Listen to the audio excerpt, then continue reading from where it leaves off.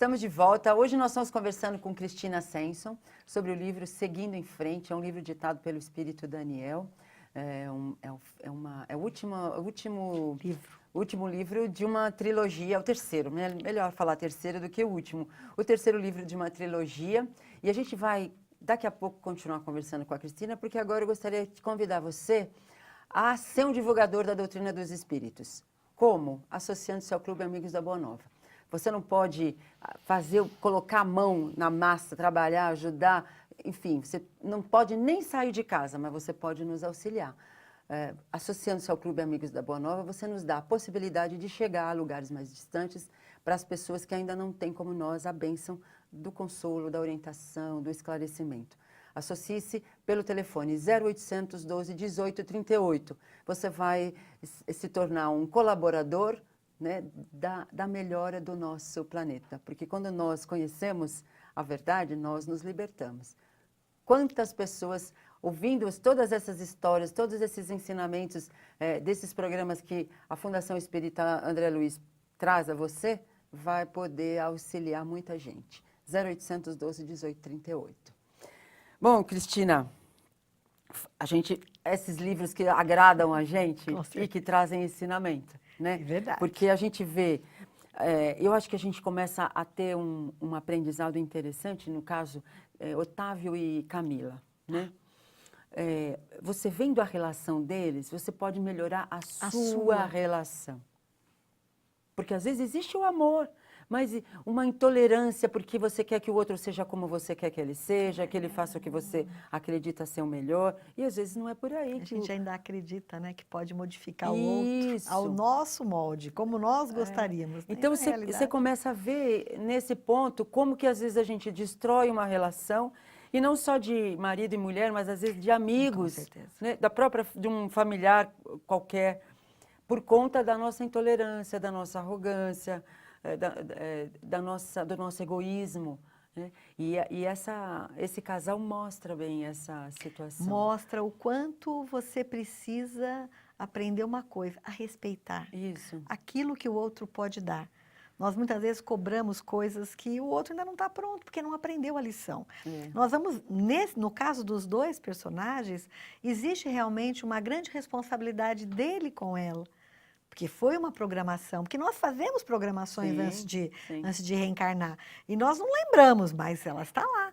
Então nós temos aquela vontade de ajudar, às vezes, uma pessoa, que era o caso dele.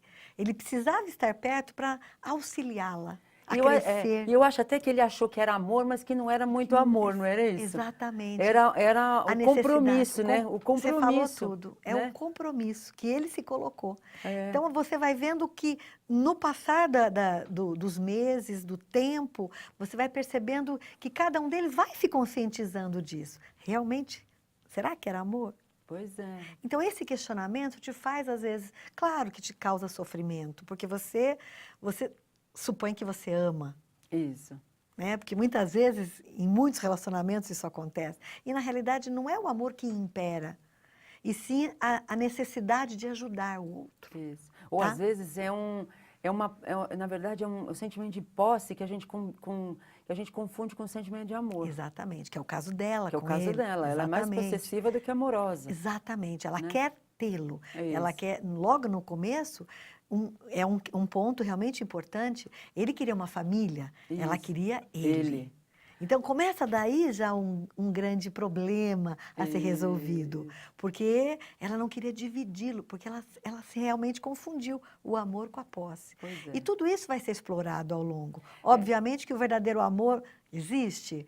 Você está programado para isso? Pois é. Então, a gente vai lendo, É interessante, porque aí você começa a ver o que a gente traz, né, assinalado, tanto de virtude quanto de dificuldade, né? Porque os dois têm as duas coisas. Óbvio, né? Mas você vê nítido na história. Quando você vê do outro, fica muito mais claro aí você do que o nosso. Você começa a se avaliar. Será que eu me encaixo nesse mesmo Onde que eu estou aí nessa situação? Uma coisa muito interessante que o Daniel realmente coloca é levar você a refletir. em qualquer situação, seja através de um defeito, seja através até de uma virtude, Isso. como aplicá-la, né? É. Então, acho que é isso que é importante. E se nós não nos conhecemos, eu volto ao velho, vamos dizer, a velha necessidade, o autoconhecimento. Sim. Então, ele nos mostra o quanto isso é fundamental. Em todos os livros, né? Ele realmente enfoca isso e é uma lição, primeiramente, né? O primeiro é aquele que escreve, né? Que ouve, sou eu. Pois é. É um grande aprendizado, cada livro que eu escrevo, porque eu também me avalio, me autoavalio e vejo Sim. onde estou falhando, né? E eu acho que é isso que ele leva, e esse feedback eu recebo das pessoas, falo, poxa, mas é um livro que nos leva a refletir. Bem, É, que às mais vezes você fala, importante. meu Deus, eu não queria admitir que é isso que acontece Mas às comigo, mas vezes às vezes é, né? é triste, É duro. porém, é melhor admitir e procurar tentar sanar, Melhorar, não é? verdade. É. Enquanto estamos Então, aqui. outra coisa também que é interessante nesse... Você vê quanta coisa tem só da gente dizer que tem um relacionamento de um casal, né?